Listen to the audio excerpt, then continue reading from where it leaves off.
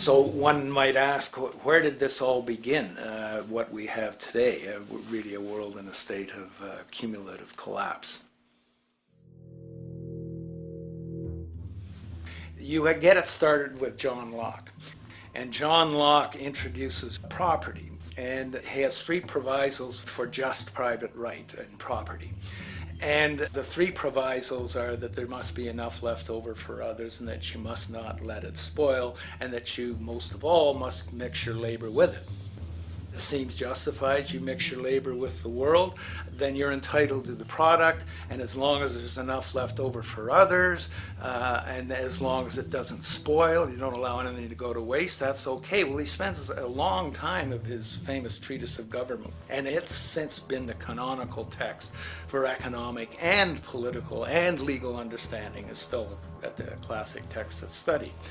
Well, what he did is, after he gives the provisos, and you're almost thinking at the time whether you're for private property or not, he's given a very good and plausible and powerful defense of private property here. Well, he drops them. He drops them like that, right in one sentence. He says, well, once the introduction of money came in by men's tacit consent, then it became, and he doesn't say all the provisos are canceled, erased, but that's what happens. So now we have not product and your property earned by your own labor.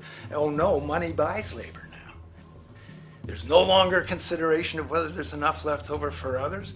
There's no longer consideration of whether it spoils, because he says, well, money's like silver and gold can't spoil, therefore monies can't be responsible for waste, which is ridiculous. We're not talking about money and silver, we're talking about what its effects are. It's one non sequitur after another. Just the most startling logical legerdemain that he gets away with here. But it fits the interests of capital owners. Then Adam Smith comes along, and what he adds is the religion to this. Locke started with God made it all this way. This is God's right. And now we get also with Smith coming along, he says it's not only God's, I mean, he's not saying this, but this is what's happening philosophically in principle. He's saying it's not only a question of private property, that's all now presupposed, is given. And that there's money investors that buy labor, given. That there's no limit to how much they can buy of other men's labor, how much they can accumulate, how much inequality, that's all given now. And so he comes along, and what his big idea is, and again, it's just introduced in parentheses, en passant. You know, when people put out the goods for sale and others, you know, the supply, and other people buy them with the demand and so forth, how do we have supply equaling demand or demand equaling supply? How can they come into equilibrium? And that is one of the central notions of economics, is how do they come into equilibrium? And he says it's the invisible hand of the market that brings them into equilibrium. So now we have God is actually immanent. He just didn't give the rights to property and how, you know, all its wherewithal and its natural rights of doing all that Locke said. Now we have the system itself as God.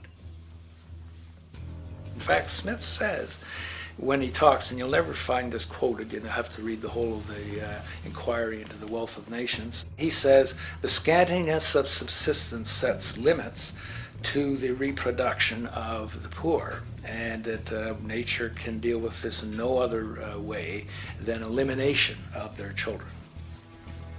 So he anticipated evolutionary theory in the worst sense. This is well before Darwin. And so he called them the race of laborers. So you can see there was inherent racism built in here. There was an inherent acceptance, life blindness to kill innumerable children.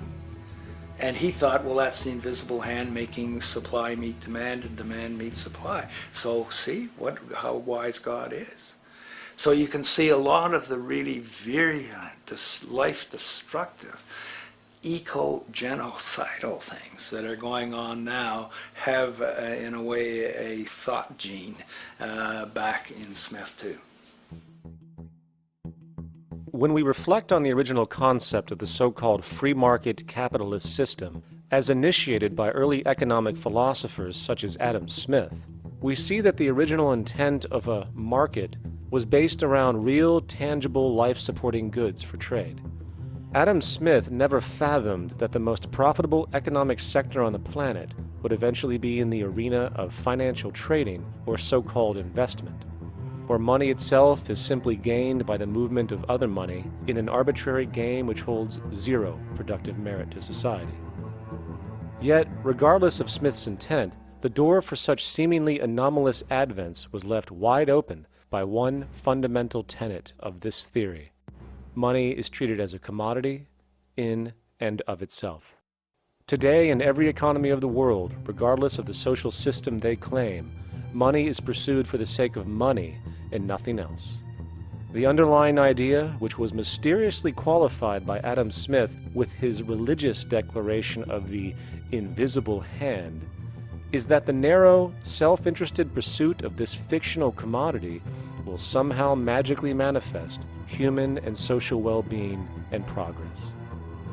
The reality is that the monetary incentive interest, or what some have termed the money sequence of value, has now completely decoupled from the foundational life interest, which could be termed the life sequence of value. What has happened is that there's a complete confusion in economic doctrine between those two sequences. They think that the money sequence of value delivers the life sequence of value, and that's why they say if more goods are sold, if GDPs rise and so forth, therefore there'll be more well-being, enhanced well-being. We take the GDP to be basically our indicator of social health. Well, there you see the confusion. It's talking about money sequences of value, that is all the receipts, all the revenues that are derived from selling goods, and they're confusing that with life reproduction, so that you have built right into this thing from the beginning is a complete conflation of the money and life sequences of value. So we're dealing with a kind of structured delusion that becomes more and more deadly as the money sequence decouples from producing anything at all. So it's a system disorder, and the system disorder seems to be fatal.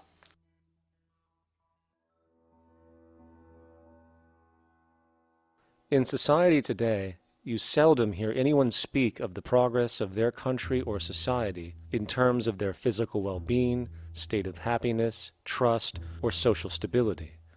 Rather, the measures are presented to us through economic abstractions. We have the gross domestic product, the consumer price index, the value of the stock market, rates of inflation, and so on. But does this tell us anything of real value as to the quality of people's lives? No, all these measures have to do with the money sequence itself and nothing more.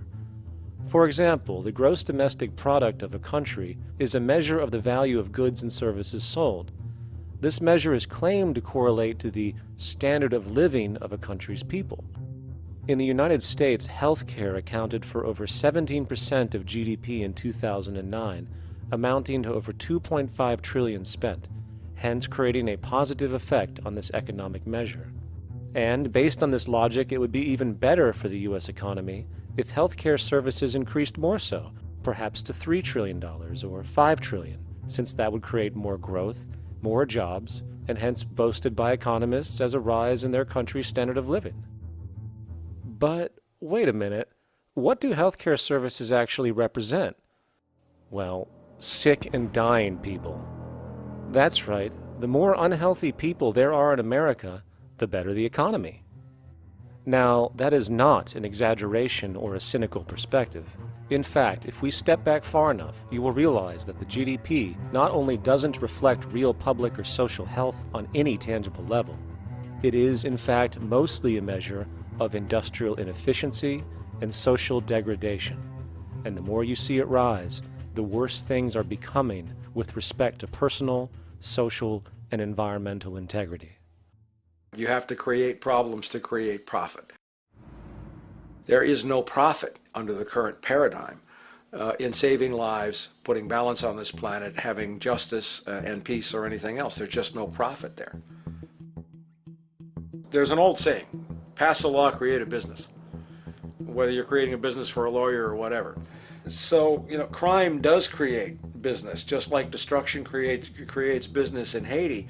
We have now roughly 2 million people incarcerated in this country, and of those, many of them are in prisons run by private corporations, Corrections Corporation of America, Wackenhut, who trade their stock on Wall Street based upon how many people are in jail. Now that's sickness, but that is a reflection of what this economic paradigm calls for. So what exactly does this economic paradigm call for? What is it that keeps our economic system going? Consumption. Or more accurately, cyclical consumption.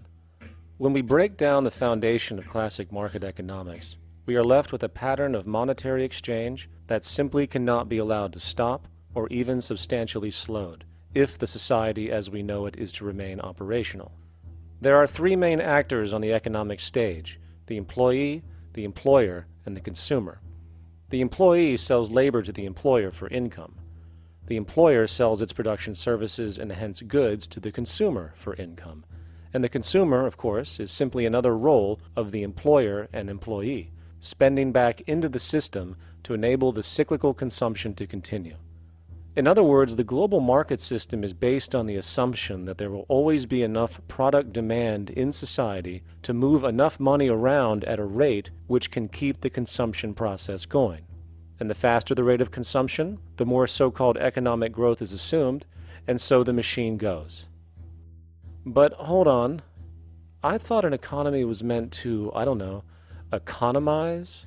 Doesn't the very term have to do with preservation and efficiency and a reduction of waste? So how does our system, which demands consumption and the more the better, efficiently preserve or economize at all? Well, it doesn't.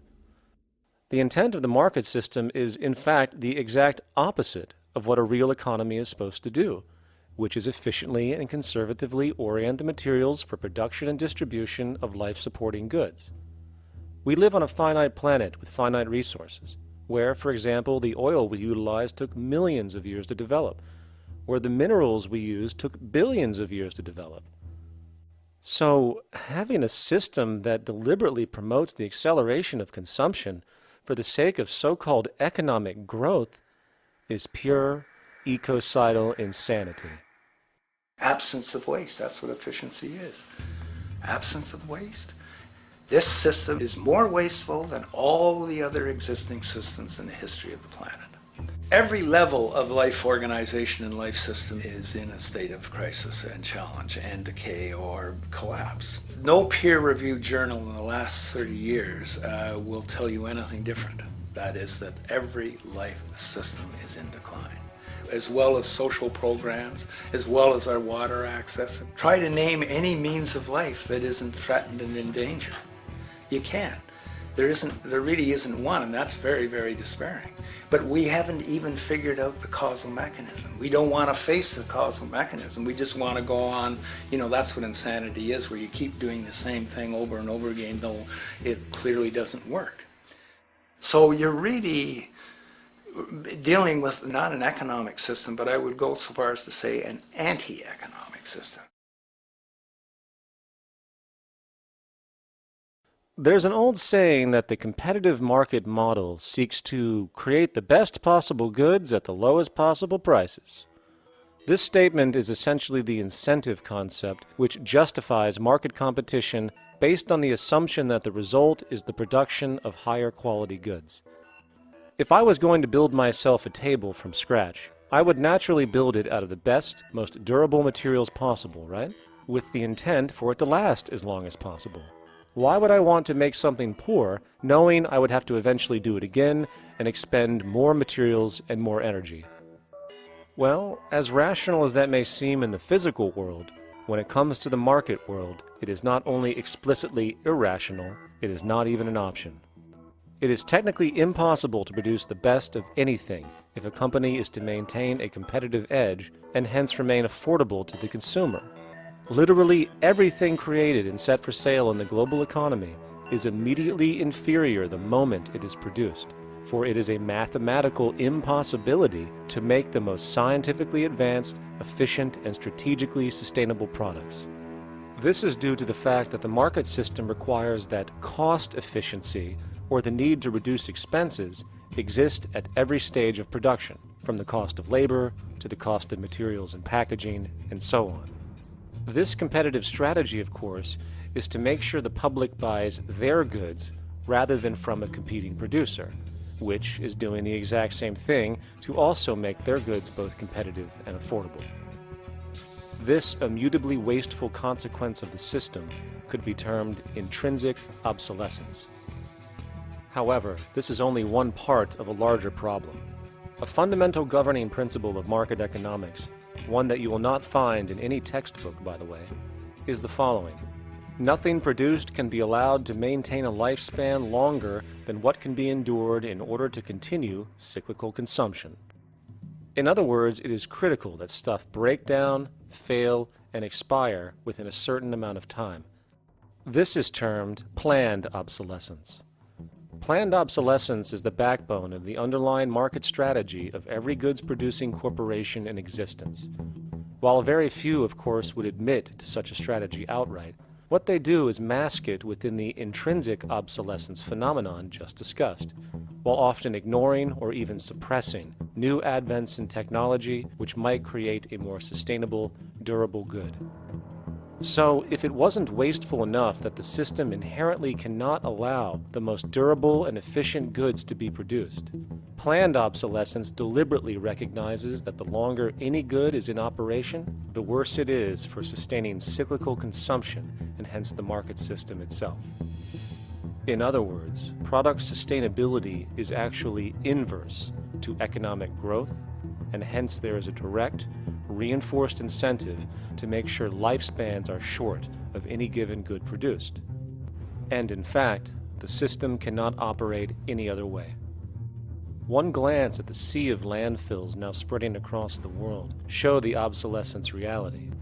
There are now billions of cheaply made cell phones, computers, and other technology, each full of precious, difficult-to-mine materials such as gold, coltan, copper, now rotting in vast piles, usually due to the mere malfunction or obsolescence of small parts, which, in a conservative society, could likely be fixed or updated, and the life of the good extended. Unfortunately, as efficient as that may seem in our physical reality, living on a finite planet with finite resources, it is explicitly inefficient with respect to the market. To put it into a phrase, efficiency, sustainability, and preservation are the enemies of our economic system. Likewise, just as physical goods need to be constantly produced and reproduced, regardless of their environmental impact, the service industry operates with an equal rationale. The fact is, there is no monetary benefit to resolving any problems which are currently being serviced. At the end of the day, the last thing the medical establishment really wants is the curing of diseases such as cancer, which would eliminate countless jobs and trillions in revenue. And since we're on the subject, crime and terrorism in this system are good. Well, at least economically, for it is employing police, generating high-value commodities for security, not to mention the value of prisons that are privately owned for profit. And how about war? The war industry in America is a huge driver of GDP, one of the most profitable industries, producing weapons of death and destruction. The favorite game of this industry is to blow things up and then go and rebuild them for profit. We saw this with the windfall billion-dollar contracts made from the Iraq War. The bottom line is that socially negative attributes of society have become positively rewarded ventures for industry, and any interest in problem resolution or environmental sustainability and conservation is intrinsically counter to economic sustainability. And this is why, every time you see the GDP rise in any country, you are witnessing an increase in necessity, whether real or contrived. And by definition, a necessity is rooted in inefficiency. Hence, increased necessity means increased inefficiency. The American dream is based on rampant consumerism. It is based upon the fact that mainstream media, and especially commercial advertising, all corporations who need this infinite growth have convinced us or brainwashed most people in America, and hence the world, that we have to have X number of material possessions and the possibility of gaining infinitely more material possessions in order to be happy. That's just not true. So why do people continue to buy in this way, which is ultimately eco-genocidal in its systemic effects cumulatively? And it just is classical operant conditioning. You simply put inputs of conditioning into the organism, and you have outputs of desired behaviors or goals or objectives. And it has all the resources of technology, and they boast about how they get into the minds of infants. What they hear is already making them conditioned to the brand. Then you see, well, that's how people have been such fools. In a way, they've been taught to be fools. It's a value system disorder. You know, if there is any testament to the plasticity of the human mind, if there is any proof to how malleable human thought is and how easily conditioned and guided people can become based on the nature of their environmental stimulus and what it reinforces, the world of commercial advertising is the proof. You have to stand in awe at the level of brainwashing where these programmed robots known as consumers wander the landscape only to walk into a store and spend, say, $4,000 on a handbag that likely costs $10 to make in a sweatshop overseas, only for the brand status it supposedly represents in the culture. Or perhaps the ancient communal traditions which increase trust and cohesiveness in society, which have now been hijacked by acquisitive, materialistic values, where now annually we exchange useless crap a few times a year. And we might wonder why so many today have a compulsion to shopping and acquisition, when it is clear that they have been conditioned from childhood to expect material goods as a sign of their status with friends and family. The fact is, the foundation of any society are the values that support its operation, and our society, as it exists, can only operate if our values support the conspicuous consumption it requires to continue the market system. 75 years ago, consumption in America and much of the First World was half of what we see today per person. Today's new consumer culture has been manufactured and imposed due to the very real need for higher and higher levels of consumption. And this is why most corporations now spend more money on advertising than the actual process of product creation itself. They work diligently to create a false need for you to fill, and it happens to work. You know, economists are in fact not economists at all. They're propagandists of money value, and you'll find that all their models basically get down to token exchanges that are to the profit of one side or both sides or whatever, but they're completely disconnected from the actually existing world of reproduction. In Ohio, an old man failed to pay his electric bill. You may be familiar with the case. And the electric company turned off the electricity and he died. The reason they turned it off was because it wouldn't have been profitable for them to keep it on because he didn't pay his bill. Do you believe that was right? The responsibility really lies not on the electric company for turning it off, but on those of this man's neighbors and friends and associates who are not charitable enough to enable him as an individual to meet the electric bill. Did I hear that right? Did he just say the death of a man caused by not having money was the responsibility of other people, or in effect, charity? Well then, I guess we're going to need a whole lot of infomercials, little miserable coin slot donations for bodega counters, and a bunch of pickle jars for the billion people now starving to death on this planet because of the very system Milton Friedman promotes. Whether you are dealing with the philosophies of Milton Friedman, F.A. Hayek, John Maynard Keynes, Ludwig von Mises, or any other major market economist, the basis of rationale rarely leaves the money sequence. It is like a religion. Consumption analysis, stabilization policies, deficit spending, aggregate demand. It exists as a never-ending, self-referring, self-rationalizing circle of discourse where universal human need, natural resources, or any form of physical life-supporting efficiency is ruled out by default and replaced by the singular notion that humans seeking advantage over each other for money alone, motivated by their own narrow self-interest, will magically create a sustainable, healthy, balanced society. There is no life coordinate in this whole theory, this whole doctrine. What are they doing? What are they doing? What they're doing is tracking money sequences. That's all it is tracking money sequences, presupposing everything that matters. One, that there's no life coordinates. Wow, no life coordinates. Two, that all the agents are self-maximizing preference seekers. That is, they think of nothing other than themselves and what they can get most for themselves. That's the notion, that's the ruling notion of rationality. Self-maximizing choice. And the only thing that they're interested in self-maximizing is money or commodities. Well, where does social relations come in? It doesn't, except in the exchange to self-maximize. Where do our natural resources come in? They don't, except to exploit. Where does the family come in as being able to survive? It doesn't. They have to have money in order to purchase any good. Well, shouldn't an economy deal somewhere with human need? Isn't that what the fundamental issue is, to satisfy human needs? Oh, need isn't even in your lexicon. You dissolve it into wants. And what is a want? That means money demand that wants to buy. Well, if it's money demand that wants to buy, it's got nothing to do with need, because it may be the person has no money demand and desperately needs, say, water supply. Or it may be money demand wants a gold toilet seat.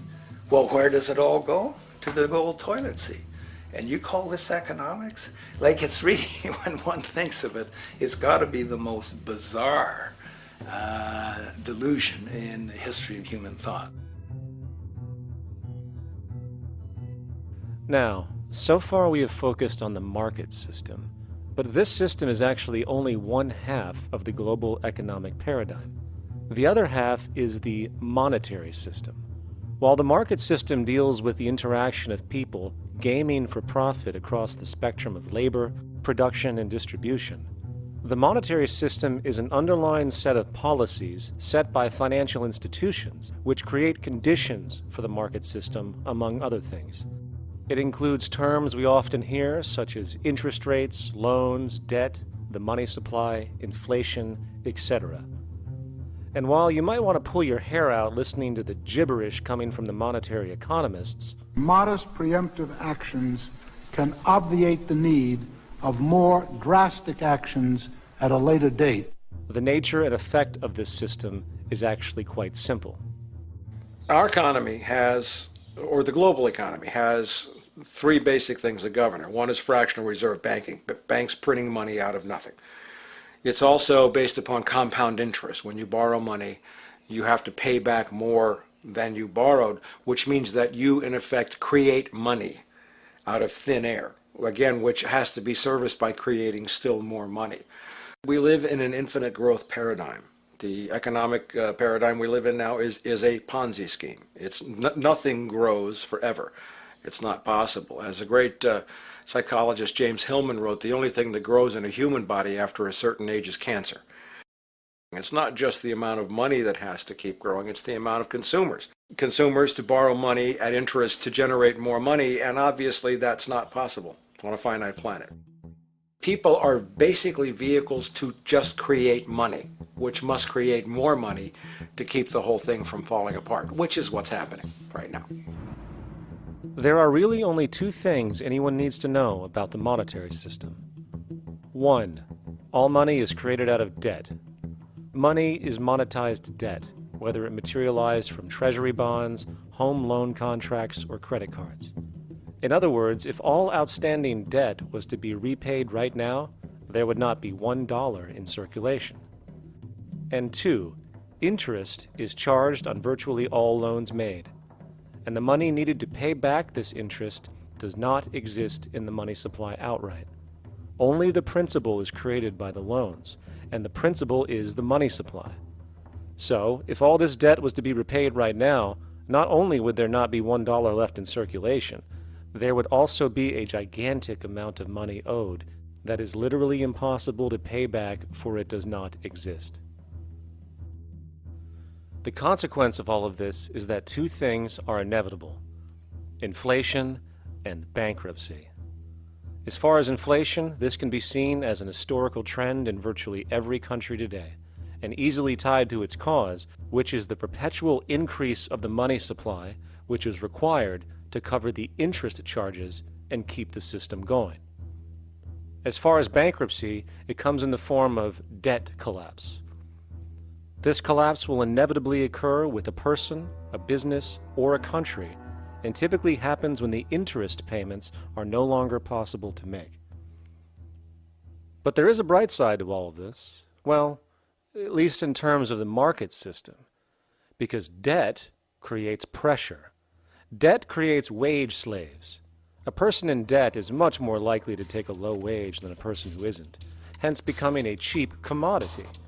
So it's great for the corporations to have a pool of people that have no financial mobility. But hey, that same train of thought also goes for entire countries.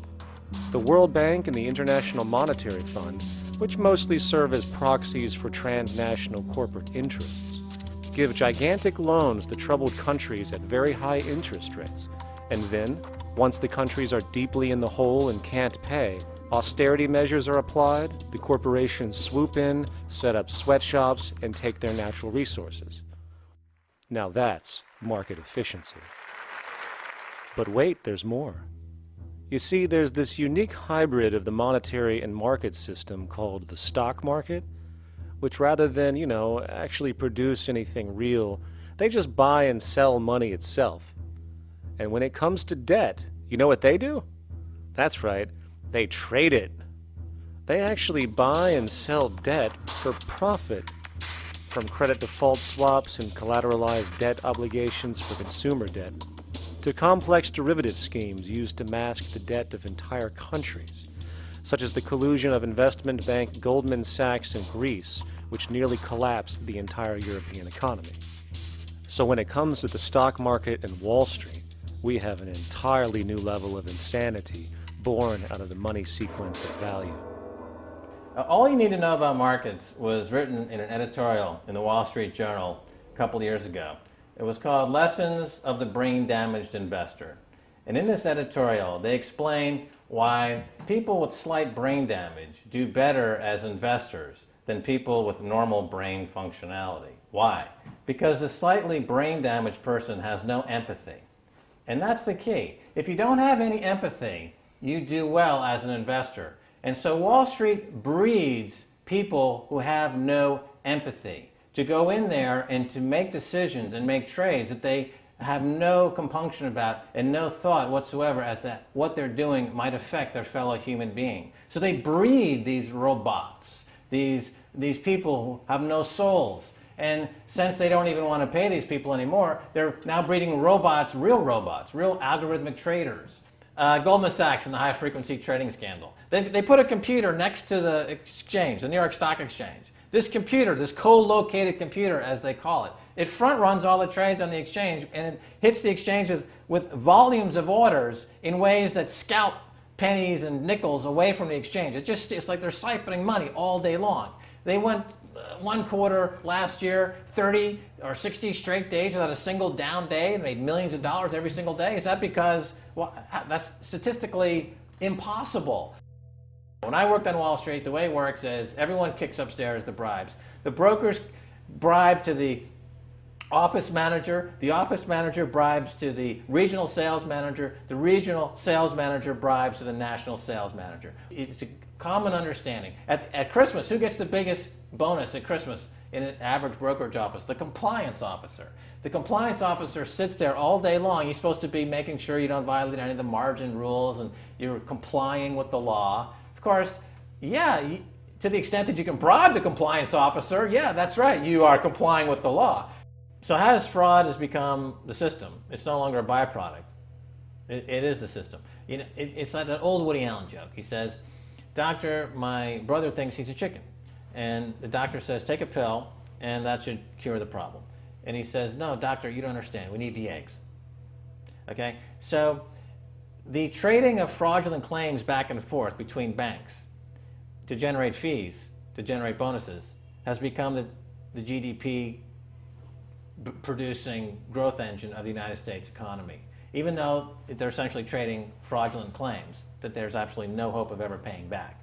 They're processing and generating and re-securitizing nothing. If I write $20 billion on a cocktail napkin and I sell it to JP Morgan, while JP Morgan writes $20 billion on a cocktail napkin, and we swap those two cocktail napkins at a bar, and we each pay ourselves 1/4% in a fee, we make a lot of money for our Christmas bonus. We each have on our books a $20 billion cocktail napkin, which has no real value until such time as the system is no longer able to absorb bogus cocktail napkins, in which case we go to the government to get bailed out.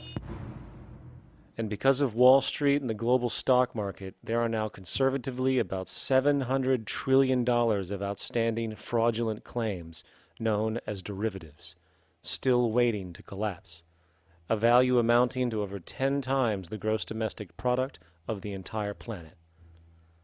And while we have seen the bailouts of corporations and banks by governments, which of course comedically borrow their money from banks to begin with, we are now seeing attempts to bail out whole countries by conglomerates of other countries through the international banks.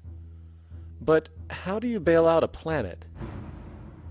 There is no country out there that isn't now saturated in debt. The cascade of sovereign debt defaults we have seen can only be the beginning when the math is taken into account. It has been estimated in the United States alone that income tax would need to be raised to 65% per person just to cover the interest in the near future. Economists are now foreshadowing that within a few decades, 60% of the countries on the planet will be bankrupt. But hold on, let me get this straight. The world is going bankrupt, whatever the hell that means, because of this idea called debt, which doesn't even exist in the physical reality. It's only part of a game that we've invented. And yet the well-being of billions of people is now being compromised. Extreme layoffs, tent cities, accelerating poverty, austerity measures imposed, schools shutting down, child hunger, and other levels of familial deprivation, all because of this elaborate fiction. What are we, fucking stupid? Hey, Mars, my man. Help a brother out, huh? Grow up, kid.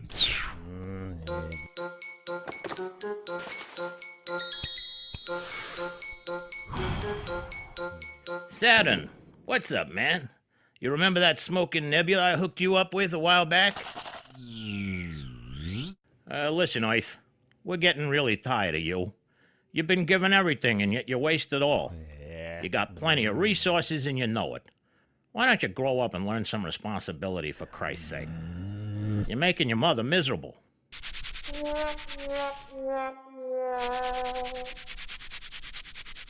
You're on your own, pal. Yeah, whatever.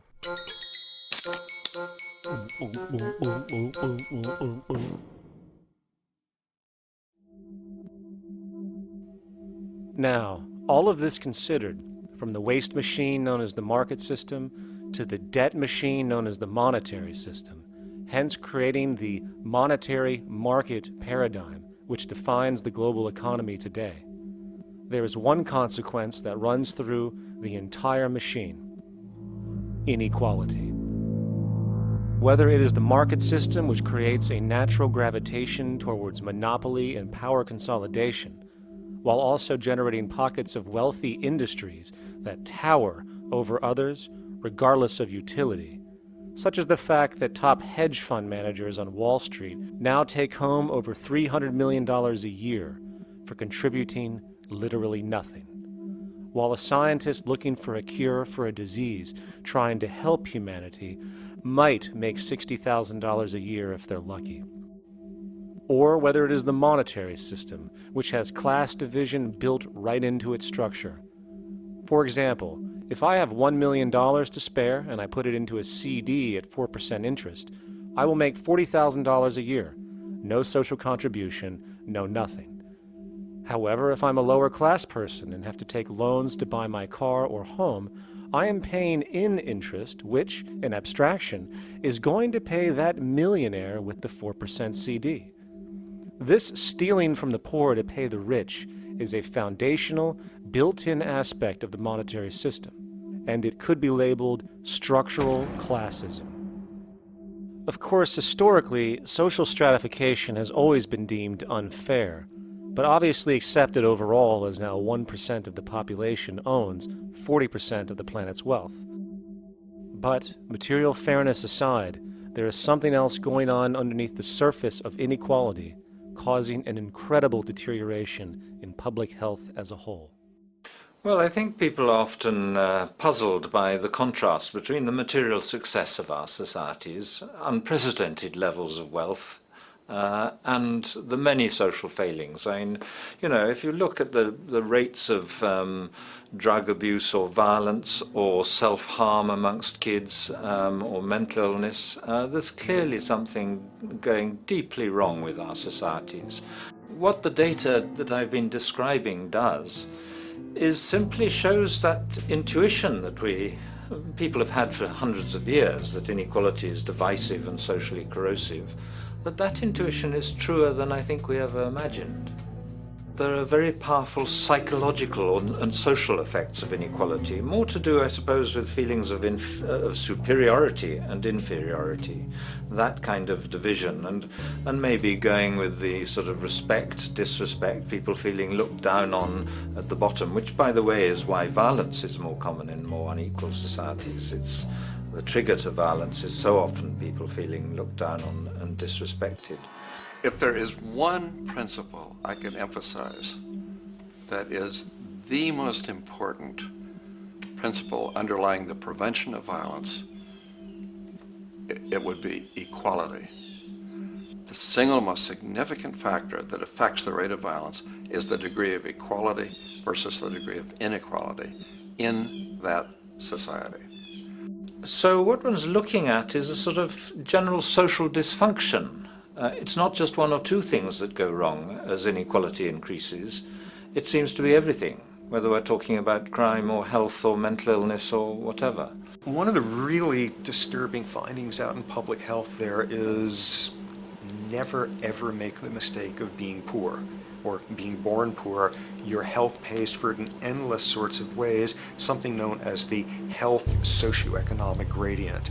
As you move down from the highest strata in society in terms of socioeconomic status, every step down, health gets worse for umpteen different diseases. Life expectancy gets worse, infant mortality rate, everything you could look at. So a huge issue has been, why is it that this gradient exists? Totally simple, obvious answer, which is if you were chronically sick, you're not going to be very productive, so health causes drive socioeconomic differences. Not that in the slightest. On the very simple level that you could look at socioeconomic status of a 10-year-old, and that's going to predict something about their health decades later. So that's the direction of causality. Next one, what's it about? Oh, it's perfectly obvious. Poor people can't afford to go to the doctor. It's healthcare access. It's got nothing to do with that, because you see these same gradients in countries with universal healthcare, socialized medicine. Okay, next simple explanation. Oh, on the average, the poorer you are, the more likely you are to smoke, to drink, to all sorts of lifestyle risk factor stuff. Yeah, those contribute, but careful studies have shown that explains maybe about a third of the variability. So what's left? And what's left is having a ton to do with the stress of poverty. So the poorer you are, starting off being, the person who's $1 income behind Bill Gates, the poorer you are in this country, on the average, the worse your health is. This tells us something really important. The health connection with poverty, it's not about being poor, it's about feeling poor. Increasingly, we recognize that chronic stress has an important influence on health, but the most important sources of stress are the quality of social relations. And if there is anything that lowers the quality of social relations, it is the socioeconomic stratification of society. What science has now shown is that regardless of material wealth, the stress of simply living in a stratified society leads to a vast spectrum of public health problems. And the greater the inequality, the worse they become. Life expectancy, longer in more equal countries. Drug abuse, less in more equal countries. Mental illness, less in more equal countries. Social capital, meaning the ability of people to trust each other, naturally greater in more equal countries. Educational scores, higher in more equal countries. Homicide rates, less in more equal countries. Crime and rates of imprisonment, less in more equal countries. It goes on and on. Infant mortality, obesity, teen birth rate, less in more equal countries. And perhaps most interesting, innovation, greater in more equal countries, which challenges the age-old notion that a competitive, stratified society is somehow more creative and inventive. Moreover, a study done in the UK called the Whitehall Study confirmed that there is a social distribution of disease as you go from the top of the socioeconomic ladder to the bottom. For example, it was found that the lowest rungs of the hierarchy had a 4-fold increase of heart disease-based mortality compared to the highest rungs. And this pattern exists irrespective of access to health care. Hence, the worse a person's relative financial status, the worse their health is going to be on average. This phenomenon is rooted in what could be termed psychosocial stress, and it is at the foundation of the greatest social distortions plaguing our society today. Its cause? The monetary market system. Make no mistake, the greatest destroyer of ecology, the greatest source of waste and depletion and pollution, the greatest purveyor of violence, war, crime, poverty, animal abuse, and inhumanity, the greatest generator of social and personal neuroses, mental disorders, depression, anxiety, not to mention the greatest source of social paralysis, stopping us from moving into new methodologies for personal health, global sustainability, and progress on this planet, is not some corrupt government or legislation, not some rogue corporation or banking cartel, not some flaw of human nature, and not some secret hidden cabal that controls the world. It is, in fact, the socio-economic system itself at its very foundation.